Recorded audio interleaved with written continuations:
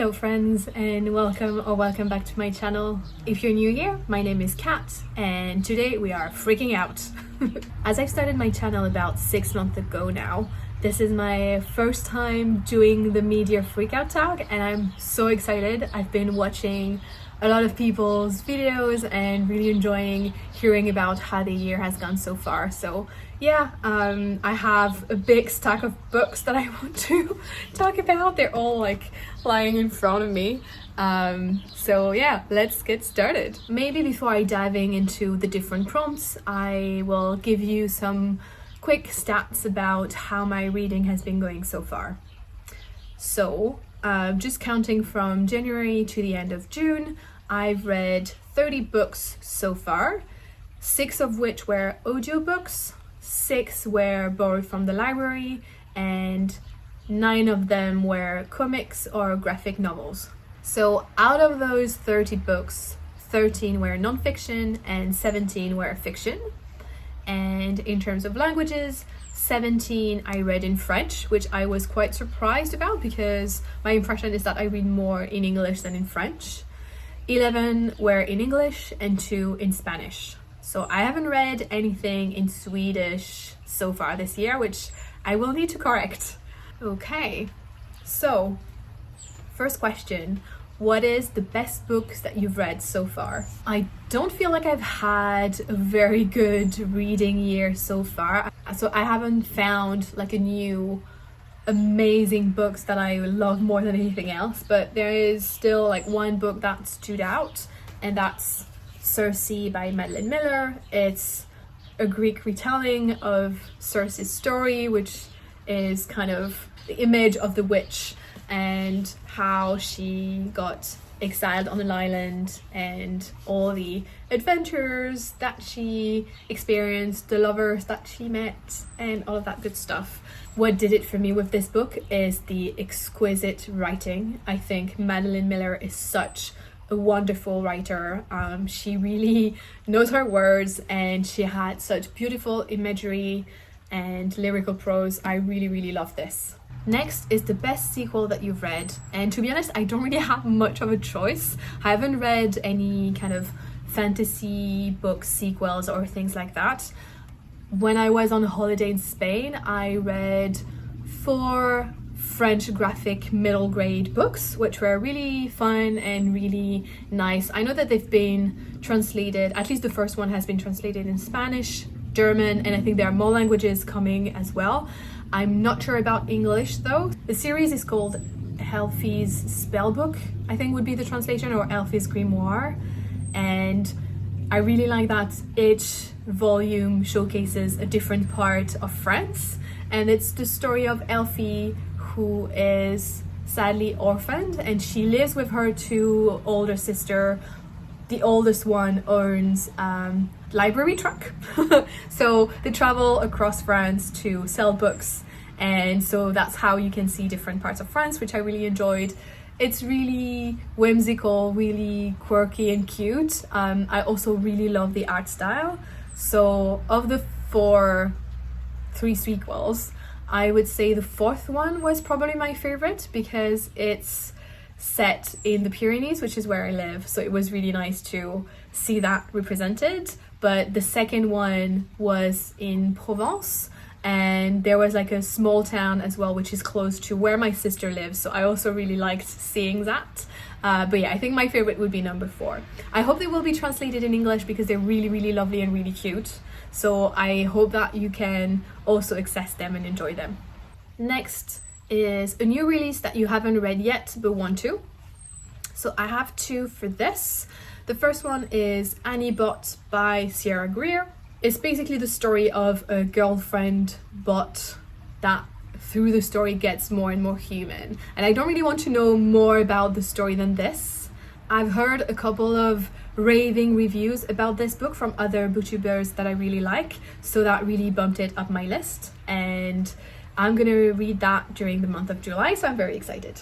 The second one is A Fate Inked in Blood by Danielle L. Jensen, and this is a beautiful copy. First of all, the color is one of my favorite color ever. The only thing I know is that it's a Norse inspired romantasy novel, and that's all I need to know.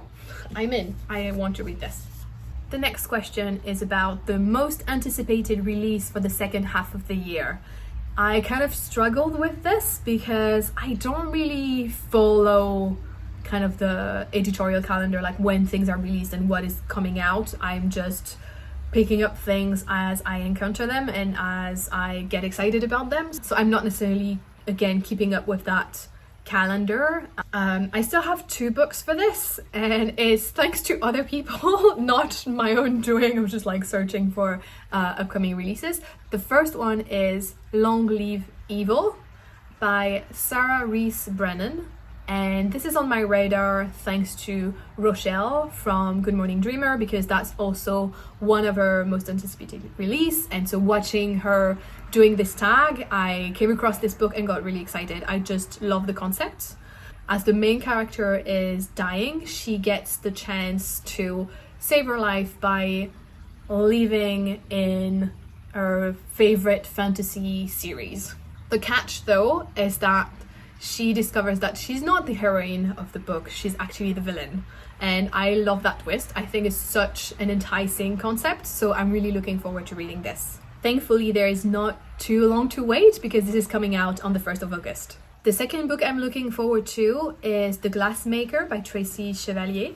So this is historical fiction, which is not typically a genre that I read a lot of, but my bookseller friend told me about it and I got kind of excited. So this is based in Venice in 1486, and it's basically a time where women are not supposed to really work with glass, but our main character is doing so and becoming actually quite talented and quite good at it, and because she's forced to save her family from ruin. I'm fascinated by Venice, so that caught my attention. And I also love a story about a character who's very who's very good at their craft through hard work and practice. So those 2 elements combined got me very excited about this book. And it's coming out on the 12th of September. Next, we have a bit of a sad question, which is, what is your biggest disappointment? There were a couple of books this year that I really didn't like. I wouldn't say that they were the biggest disappointment though, because I didn't necessarily have very high expectations. I was intrigued, I was curious, I wanted to read them, but I didn't necessarily think that they would be 5 stars. So very sadly, my biggest disappointment so far is The Book That Wouldn't Burn by Mark Lawrence. The reason I picked this one is because for this book, I had very high expectations. It's a fantasy novel set in a magical, infinite library. Just the setting was giving. Like, it was holding like a great promise. Picking it up, I was amazed by the writing. I thought the prose was amazing, the imagery, the way Mark Lawrence constructed his sentences. I was in awe, to be honest, and I was sure that this was going to be a 5-star read. And somehow I put it down, didn't pick it up again for a month. I guess because I was intimidated and probably unconsciously I was worried to be disappointed, which I was. I mean, I think it's still a very good book. I think it still has a lot of qualities and it's very solid. Mark Lawrence is clearly an experienced writer and a talented one. But there were just some things that irked me a little bit in this book. There was a particular part of the plot that made me uncomfortable. I guess you can disregard it, but yeah, that kind of bugged me still. Like, it was still sticking in my mind. And then second half or last third of the book, I felt the pacing was a bit off. I think there was a lot of back and forth, a bit of repetition. And because of how things played out toward the end of the book, I felt that kind of downplayed the stakes a little bit. I don't want to say more because I don't want to spoil it, but yeah, like, I have quite a few thoughts about this book, and again, I think it has a lot of merit, but it was not a 5-star read for me, and I think it fell flat in a few places, and so I'm so sad about it because I was really thinking that I had found a new all-time favorite. So that was my biggest disappointment so far, and I'm really sad about it. Okay, a nicer one now, the biggest surprise. For me, that is I'll Be the One by Lyla Lee. So this is a book I listened on audiobook for the Asian readathon. If I had not taken part in the Asian readathon, I don't think I would have picked up this book. It's the story of Sky, who is fat but also a very talented dancer and singer, and she enters a Korean idol competition, and it's kind of her journey through that competition. There's a bit of romance in there. It's a contemporary romance with some LGBTQIA+ representation, and I just had a blast with this. I was surprised by how much fun I had, but yeah, it was just such a fun ride, and the reality TV setting made it very bingeable as well. So yeah, I had a lot of fun. That's all I can say, and I was just not expecting to have as much fun as I did. Favorite new author. So that can be an author that's new to you or a debut author. And so for me, that's Madeline Miller. This was the first book of hers that I read. I'm definitely going to be reading more. I do have the Song of Achilles on my shelves that I need to get to as well. And yeah, again, I think her writing is just stunning, and so I want more of it. Newest fictional crush. I don't really have literary crushes. Nikki from my messy bookshelf made me chuckle when she answered this question because she was like, I'm a 40-year-old woman, I don't have character crushes, and I very much relate to that. Also, because of the age of the character, I'm still gonna mention, I think it would have been a bit inappropriate, so not a crush, but I really loved Nick's character in Heartstopper. I think he's such a sweetheart, and definitely my teenage self would have had a crush on him, and I think he would have made a wonderful boyfriend. Newest favorite character. This will be Sky from I'll Be the One by Lyla Lee. Again, this book was so much fun, and I think her character was so nice, such a good role model. She just believes in herself, she knows her strength, she stands up for herself and others. She's very articulate, very opinionated as well. But yeah, I just loved her energy and her confidence, and I wish I'm like her when I grew up. A book that made you cry. I'm not sure a book made me cry this year. I think this one maybe did, or at least I teared up. But yeah, if I was close to crying, that's with this book, Todas las personas que fui by Alfonso Casas. The blurb for this book is, who doesn't have a monster inside them? Who has never heard that voice inside their head undermining everything they do? You're not good enough. You just got really lucky. There are people far better and more qualified than you.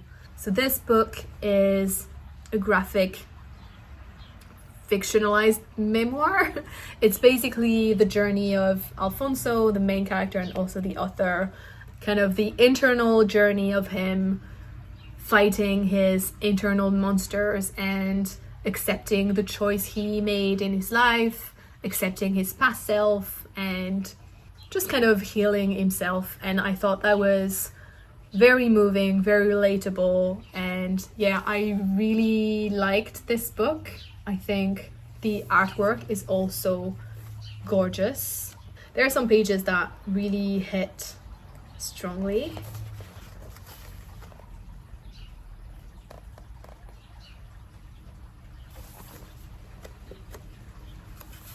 I like the play with the colors and just like the color scheme in general. It was a gorgeous book inside and out. A book that made you happy, and I have two of them. I can't really separate them. It's The Artist's Way and Right for Life by Julia Cameron, and those books made me happy despite all the reservations I have about them, all the critiques I had about them.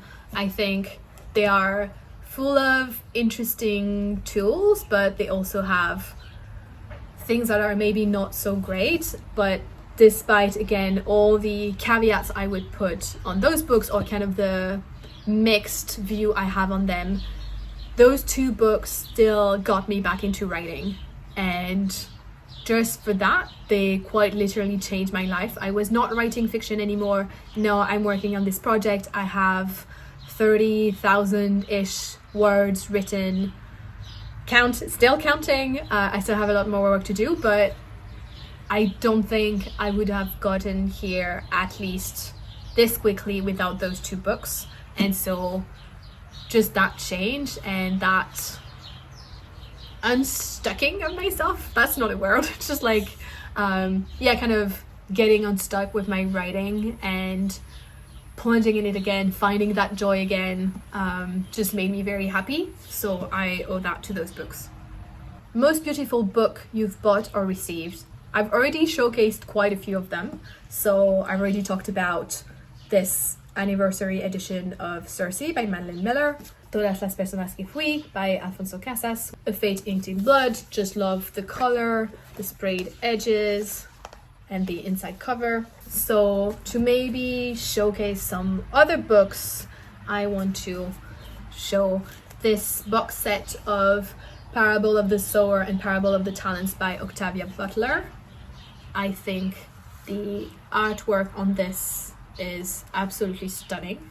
So I'm very, very happy with this. And the next one is maybe not the most beautiful in a aesthetic sense. I think maybe like the Madeline Miller is prettier, but I think in terms of editorial work and visually fun, this is the best book I got this year. The Wonderbook by Vandermeer. It's highly illustrated. It seems very fun and kind of almost interactive is the word that comes to mind every time I speak about this book. It's not literally interactive, but yeah, I think it's just a wonderful, colorful book, and again, like the editorial work that went into it is kind of amazing to me. Okay, the last prompt is, what books do you need to read by the end of the year? I don't think there is any book I need to read. For me, reading is just a hobby and pleasure, so I do read whatever I want, and also I'm a mood reader, so my appetite might change quite a bit from now until the end of the year. I have a TBR video for July with like books that I'm really excited about. I put together 20 books I was most excited about, and then my D&D dice decided which one I was going to pick up this month. So I would start there and then see where my mood takes me. Alright, that's it for the mid-year freakout tag. I hope you had a little bit of fun, that maybe you found new recommendation that you might want to check out. As always, thank you so much for watching, and I hope to see you in the next one. Bye bye. The mid-year freakout tag, all-time favorite book that I fell what's the expression? Head over heels? Heels over head? Anyway, the first one is Long Live Evil. I think it's really hard to pronounce. Long live waiting for the car to pass. Is it a car? Is it a truck? It's still very loud. Writing fantasy and fiction. Fantasy fiction. Blah, blah, blah. You know what I mean. Like, how am I gonna lift this? Oh my god, this is so heavy. Oh my god.